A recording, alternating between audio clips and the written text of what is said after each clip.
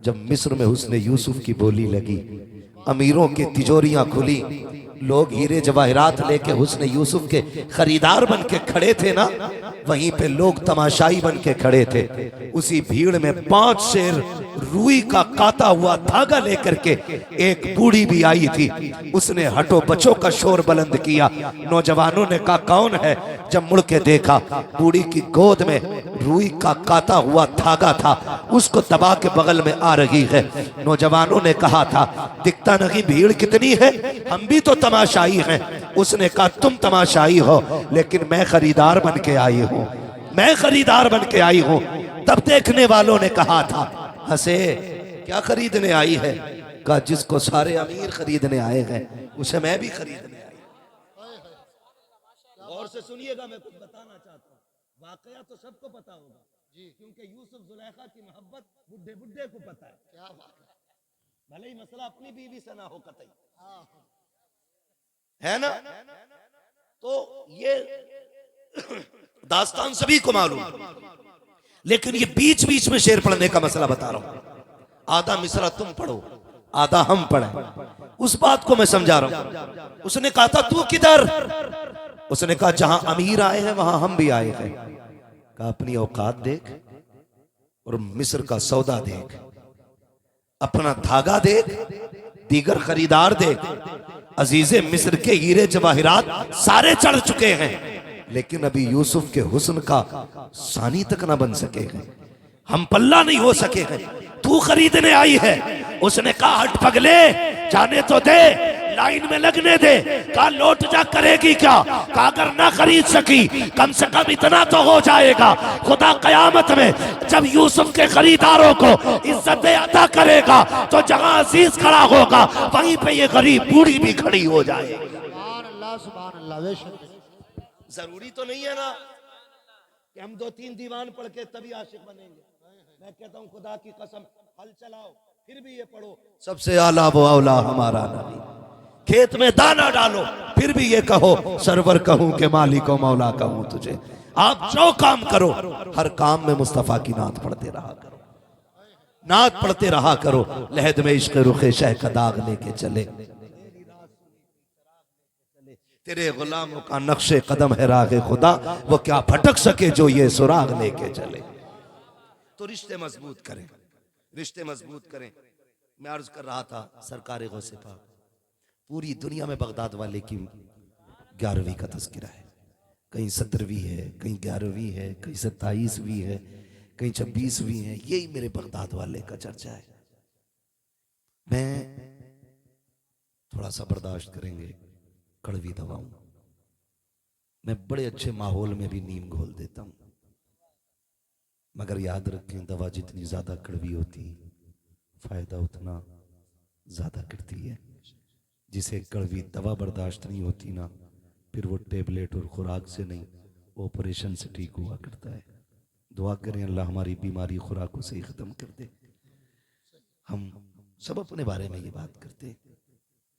सरकार बगदाद जो आलम अरवाह में भी वली, माँ के शिकम में भी वली, और पैदा हुए फिर भी वली, और ऐसा वली, ऐसा वली, ऐसा वली जिसने माँ की गोद में बैठ के कहा था माँ कायनात पे माँ का एहसान होता है, तुझ पे मेरा एहसान है। माँ ने कहा था अब्दुल कादिर कौन सा? फरमाने लगी अम्मी एक एहसान तो तब किया था मैंने जब आप घर में अकेली थी और एक फकीर आया था, उसने भीख मांगी थी, आपने पर्दे की आड़ से ना उसको जब भीख देना चाहिए, आपके हाथ के सोने के कंगन देख के उसकी नीयत बिगड़ी और वो हाथ के कंगन छीनना चाहता था।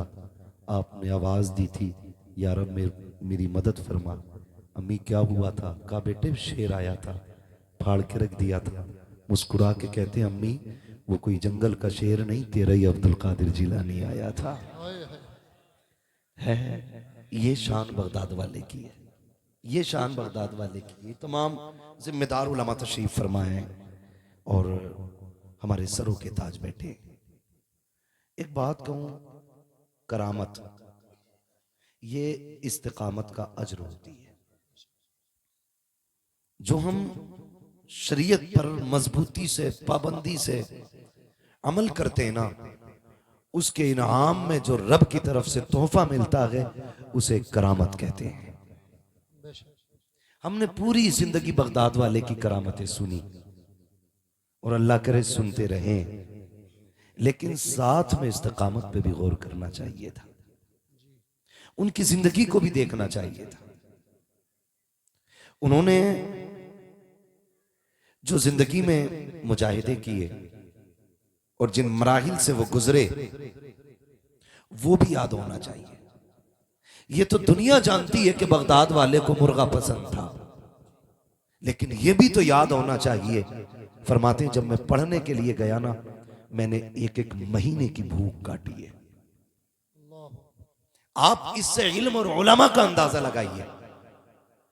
बगदाद वाला कहता मैंने एक एक महीने की भूख काटी, और कहते हैं ये हालत होती थी कि लोग मुझे मुर्दा समझ लेते थे, गुस्ल भी देते, कफन भी पहनाते। का जब जनाजे में लेटा के नमाज की तैयारी होती मैं बिस्मिल्लाह पढ़ के उठ के बैठ जाता था। इन मराहिल से भी बगदाद वाला गुजरा है। हमें सिर्फ मुर्गे याद है, हमें ये याद है कि उनको मुर्गों को जिंदा करना आता है, ये भी तो याद करें। फरमाते हैं कि हम घर से चले थे, माने 40 सिक्के दिए थे, 40 सिक्के। मैं जैगम भाई आज भी यहां के अटक जाता हूं कि जब चले तो मां ने कहा था अब्दुल कादिर झूठ ना बोलना। जो आलम अरवाह में भी वली है, मां के शिकम में भी वली है, और पैदा होने के बाद भी वली ही है, उससे मां कह रही है झूठ ना बोलना। इसमें क्या राज था? समझ में बात नहीं आती, आंखें अटक जाते।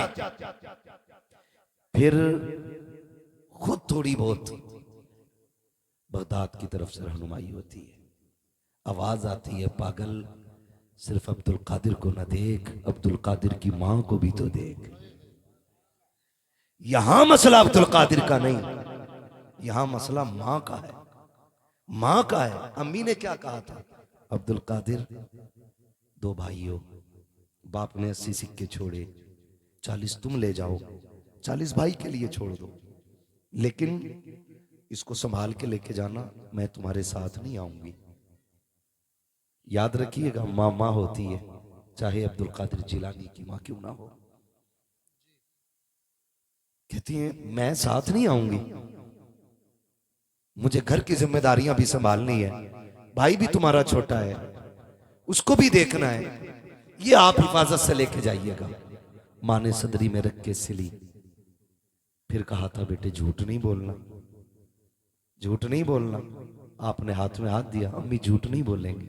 आए निकले, डाकुओं ने लूटा, सबको पता है। बारी सरकारे बगदाद की आई, तुम पे क्या है, तुम पे क्या है? फरमाने लगे मुझ पे भी 40 सिक्के। किधर है? सदरी में। कहा मिल तो नहीं रहे? कहा अम्मी ने सिल दिए। कहा दिखाओ ना। सिलाई तोड़ी, खन खन सिक्के गिरे। हैरत होती है, सिक्के गिरे ना। सरदार ने कहा था अजीब बच्चा है, झूठ बोल देता, ना कह देता हमें तो मिल ही नहीं रहे थे, झूठ बोल देता, सिक्के बच जाते। बगदाद वाले ने कहा मैं झूठ बोल के सिक्के तो बचा लेता, लेकिन मां से किया हुआ वादा टूट जाता, मां से किया हुआ वादा टूट जाता। बगदाद वाला कहता है मां की जबान पर 40 तो क्या, ऐसे 1000 सिक्के कुर्बान किए जा सकते हैं। आपसे इतना कहना चाहता हूँ, जिस बगदाद वाले की दुनिया 11वीं खा रही है, जिसका सदका खा रही है, जिसके नाम पे हम लोग पल रहे हैं, उसने माँ का एहतराम किस कमाल का किया है। आप जरा सोचे तो सही। आज कागज के सिक्के होते, कागज के पैसे होते हैं, कल सोने के पैसे होते थे। हम सोने के नहीं, कागज के पैसों के लिए माँ बाप छोड़ देते हैं। बगदाद वाले ने सोने के सिक्के छोड़े हैं, माँ से किया हुआ वादा नहीं तोड़ा है। ओ दुनिया वालों, ख्याल रखना, याद रखिएगा, जो तरक्कियां, जो बरकतें, जो अजमतें सजदे और रुकू और सुजूद और क़याम से नहीं मिलती है, जो दिनों रात के मुजाहिदों से नहीं मिलती है, रब ने माँ को वो कमाल बख्शा है कि जो तरक्कियां 12 बरस की इबादत से नहीं,